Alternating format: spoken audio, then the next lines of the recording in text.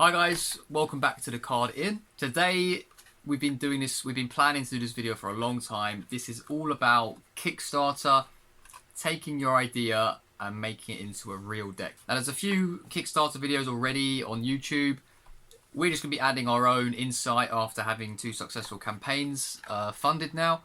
But also going to be talking about the mistakes as well, because even though we have funded chances our first campaign and the decks are here now, there are some mistakes we made with the campaign, and there are things, if I could go back, I would change. And yeah, even after the Halloween Tales, going into our 3rd Kickstarter at the end of the year, there are still a couple of things I'm looking to change and adapt, and that all comes with experience. So I'm going to try and relay that onto you guys. Hopefully it will help. P.S. If you like any of the products I've shown you in this video, Good Pals products, just use code PALS10, that's PALS10. Get 10% off any Good Pals products. And yeah, enjoy the discount. And as well as that, we have an uncut sheet deal for the Good Pals Chances deck. This is every card on a sheet, like, before they're cut by USBTC. These are £6.49. And like I said, with the Pals 10 discount, you can get even more money off the uncut sheet. We've got like maybe 20 of each colour, red and black. And as you can see, it's every single card in the deck. So, £6.49, get 10% discount, maybe get some cards too. So yeah, there'll be timestamps in the video that they're like chapters that tell you what part I'm speaking about, whether it's finances, promotion, etc. I think we're going to start off with talking about like the ideas process, getting a designer, building a following. Then we'll probably move on to the finances a bit more, creating a campaign itself, choosing fulfillment, and yeah, and a couple other bits as well. So the context: campaign number 1, Good Pals, Chances playing cards in a red and a black edition. We funded 9.4k for this one, and then we it's only just funded like 2 weeks ago, Halloween Tales, also by Good Pals. We did a few variants of each deck. The Good Pals Halloween Tales funded even more successful than the Chances by £2,000 extra, so this was about 11.4 thousand. So, well, why did we even design a deck in the first place? Well, actually, last year, and usually like once a year, I actually lose a lot of motivation for the shop. It's like a midlife crisis for my business once a year, and I think that just comes off the back of it can be very repetitive, just buying other people's cards, selling other people's cards, and I wanted to do something creative, because if there's one thing I'm very good at is just coming up with ideas. Not necessarily saying they're all good ideas, but just I find it very easy to come up with ideas, and especially for like, yeah, design aspects. So we've been doing a card in for almost 5 years. Halfway through this 5-year period, we set up Good Pals, which is this brand of playing cards. But we started out doing t-shirts, and now we're just focusing on creating playing cards. But as you can see, the theme of Good Pals is all centered around skeleton art.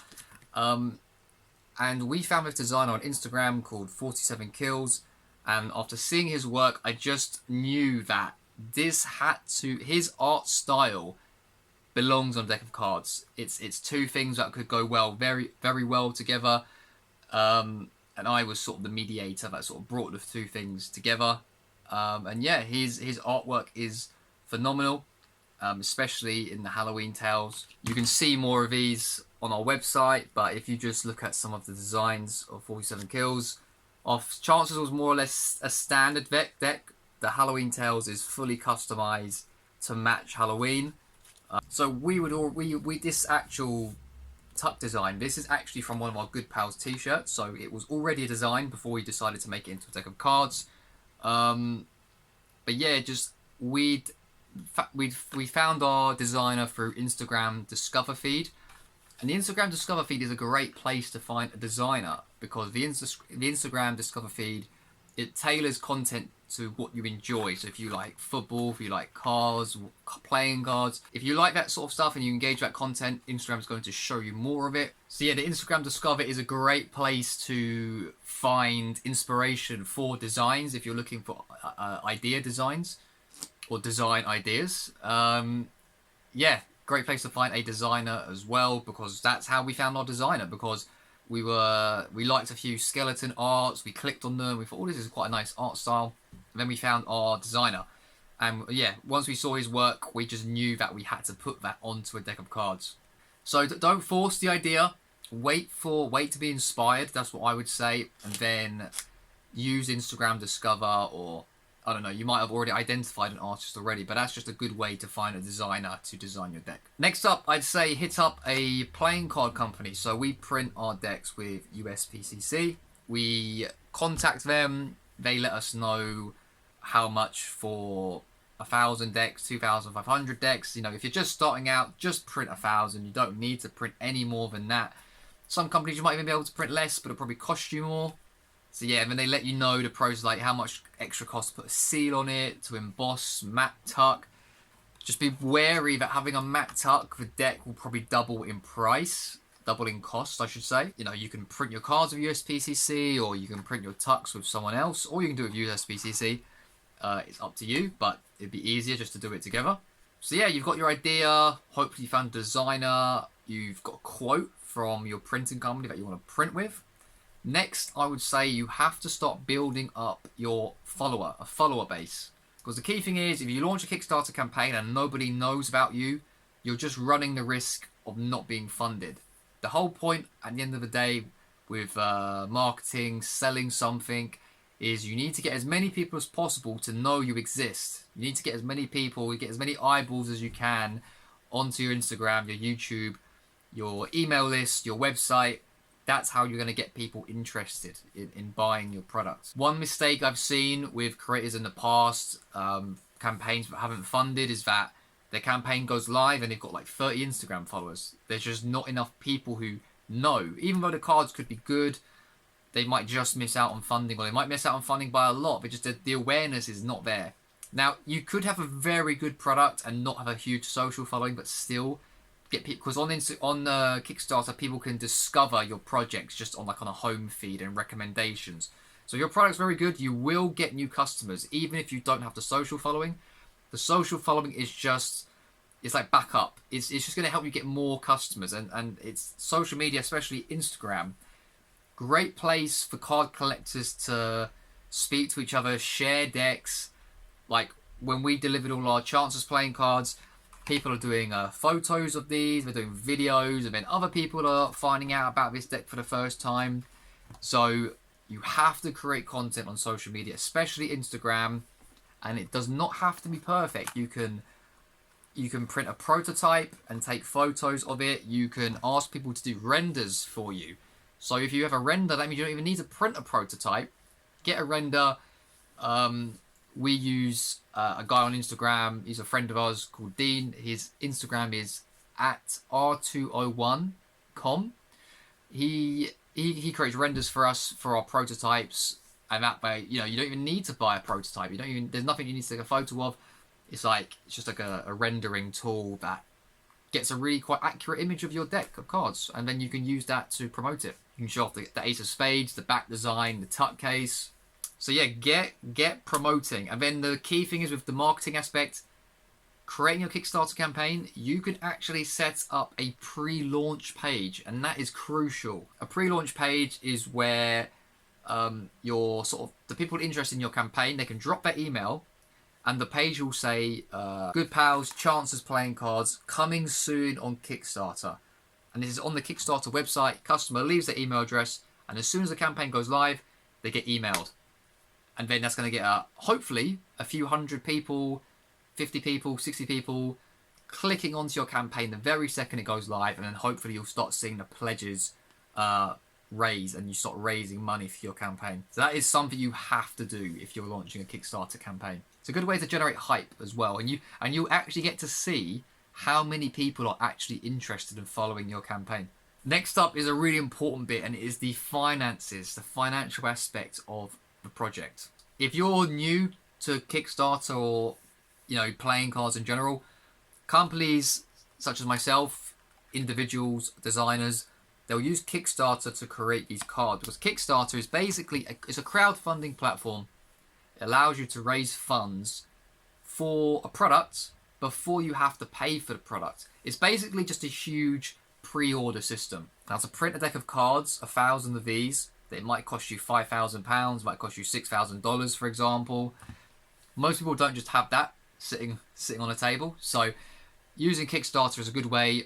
You get to gauge the interest. So for instance, if we could do a Kickstarter campaign and sell 2,000 decks, and then we know, okay, printing 2,500 is a good example, or we might sell 200, and then we're like, oh, well, actually, we definitely only can print 1,000 now because we've only sold 200. So it's a good way to gauge interest in your product. But some people think, certain shops think, okay, let's just launch on my website, but I really would not recommend that unless you have a huge following already, on social media, for example. So for smaller shops, individual creators, use Kickstarter. You'll get the funds up front, and just by using Kickstarter, you're going to reach a lot of new people. Like, we have a shop, we've been doing this for 5 years, and we are finding lots and lots of new customers just through Kickstarter, through like the Discover feeds. So on Kickstarter, you have a goal, like producing a deck of cards. Let's just say a standard deck. It's going to be roughly £5,000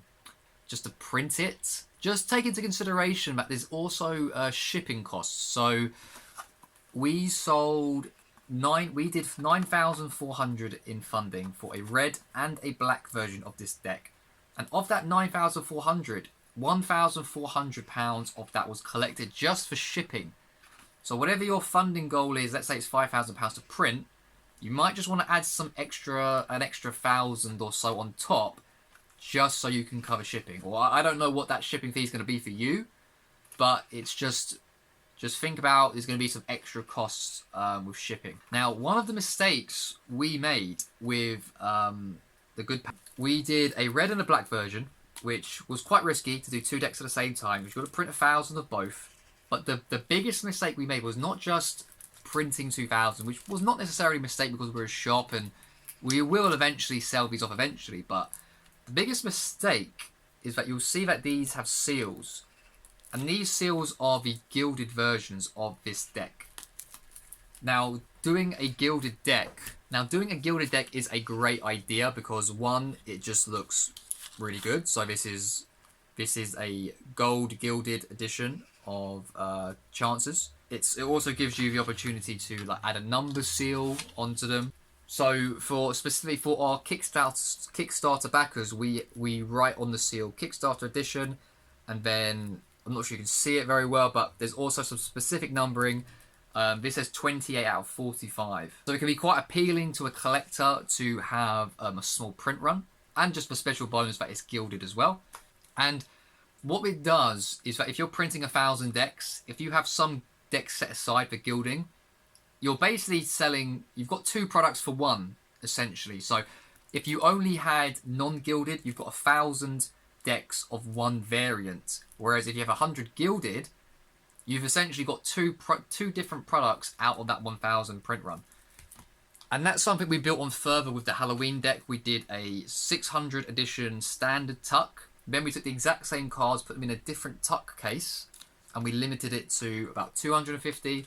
And then we did 2 gilded variants. So we had 1,000 decks with 4 variants. So it's 4 different products. It's a good way to help sell more of a product, but also it gives you the opportunity to create just new art. And personally, we made this an alternate tuck at the last second because I just looked at the art and I thought it'd be a really cool tuck case.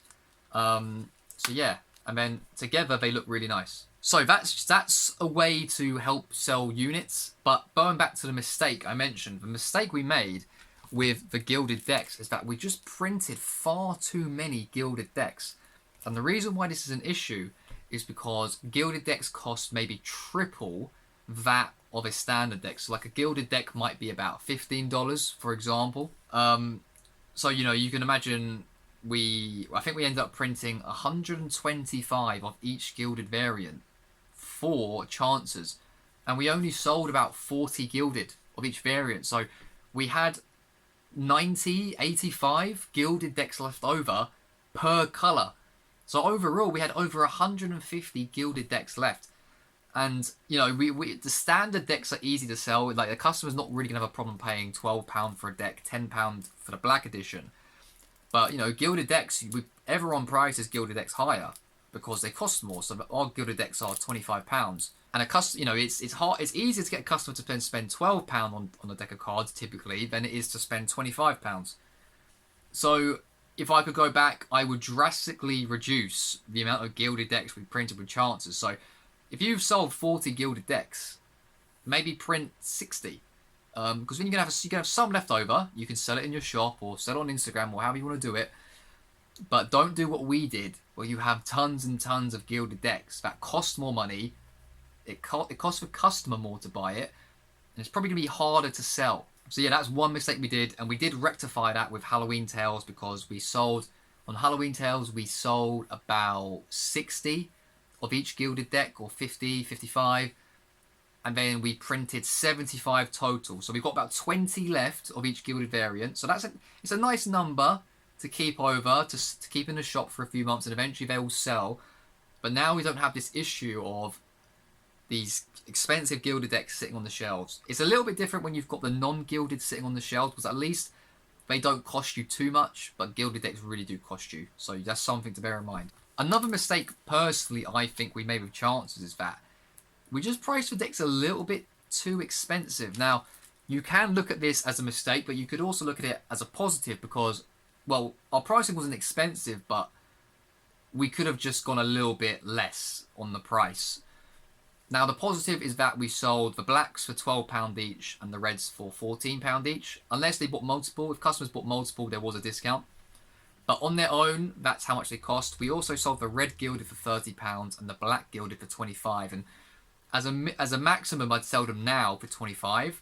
And we're looking at actually going down to £20 gilded deck for our next Kickstarter. And the main reason for this is Kickstarter, your Kickstarter campaign, is your best opportunity to ever sell your deck. You'll never sell as many decks of cards in a 30-day window as you can with Kickstarter. Now, you can wholesale them to Murphy's Magic, but you're going to be selling them for half the price. You're going to be selling it for more than half the price. You're going to be having to discount it for over 50%. Obviously, on Kickstarter, you don't have to do that. You can sell it for the retail price. But Kickstarter, the day you launch your Kickstarter, which is for 14 days, 21 days, 28 days, it is the most popular window you'll ever have for your deck of cards, because yes, your decks will arrive eventually in 3 months' time, 4 months' time, 5 months' time after the campaign. And yes, people will go back to buy more. You'll get new customers wanting to buy your deck.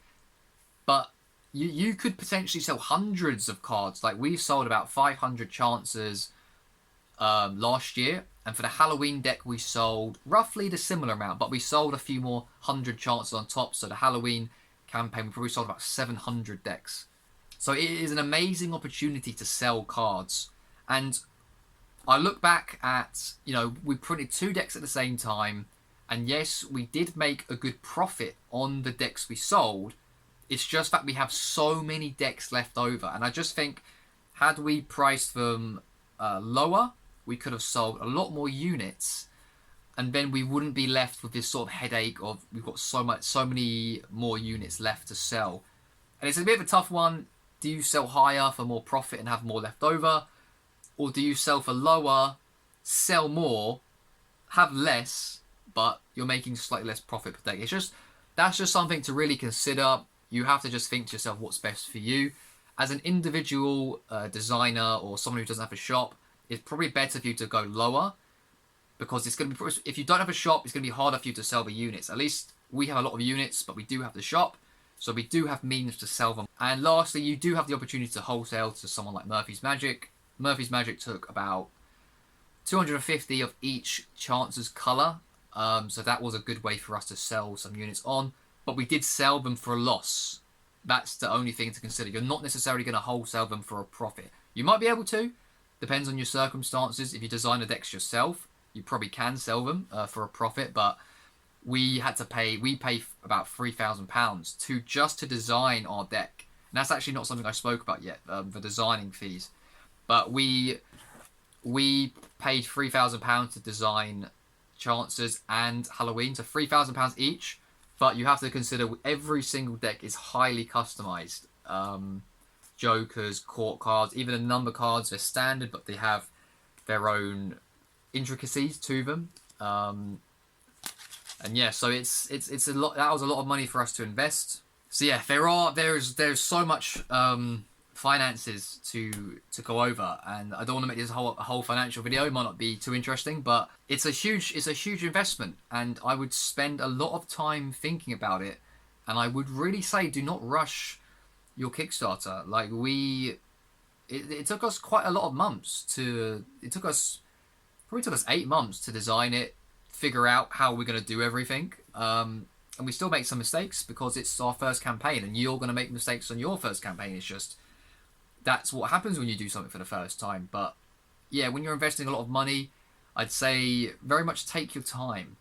Very much take your time, and you really need to study other people's Kickstarter campaigns. So from us studying other people's campaigns, when we went into our second campaign with the Halloween Tales, we started doing bundle deals with discounts and just bundling.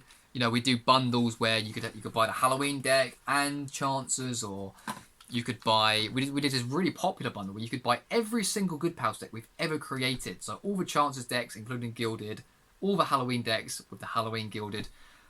People love a bundle, and that's something we learned from looking at other campaigns. So and that's why we started considering our pricing, lowering our pricing, because more successful campaigns, they price better. And when I say better, I mean they're pricing their deck per unit lower, but it allows them to sell more units. So there's lots and lots of things to consider. Don't take my advice as, final. You just need to listen to what I say, but listen to what other people say as well, and then you need to make your own decision for yourself. So yeah, other than that, creating your campaign, just make sure you have some nice images, some renders or prototype photos. Make sure you have some good ad copy. Just explain your story while you're producing this deck.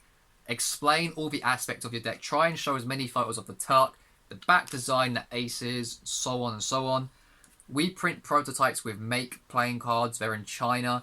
The prototypes are quite pricey. If you want to print 1 to 5, it could cost you £30 a deck. We printed 100, which I don't recommend to an individual necessarily. The reason we printed 100 is because it brings the cost per unit down, but we send a bunch to creators to create videos and photos for, but we can also sell some in our shop. And as you can see, limited edition seal of 100. Some fans of Good Pals like to collect these as a collector's item. So yeah, that's I'd suggest probably print a prototype, because I'd say definitely print at least one prototype, because you want to see what your deck actually looks like. And it's not going to be exactly like your USPC printer or Carta Mundi, but it's going to give you a good idea, and it gives you a chance to look through the deck and be like, what do my cards actually look like? Or are there any mistakes? You need to check that as well. So, promotion as well, like I said, reach out to some creators. We've worked with Keir Gomes for years. There's some creators like Yang the Bunny, I think his Instagram is. He's done some videos for us. These are creators we've had to pay, and we do that because we're a shop. We've been around for a while. You might not necessarily want to pay for creators, but there are creators out there who you can just send them a deck in exchange for a video. But yeah, that's just something to consider as well. Another really important thing is fulfillment, and fulfillment just means shipping out the rewards. So I'm a shop, I've been doing this for years, I know what I'm doing, but you might not. And if you've never shipped out decks before, I would recommend you get someone to do it for you, because if you start shipping out ding decks and get damages, your customers are really not going to be happy. We personally fulfilled all the rewards in the United Kingdom and rest of the world.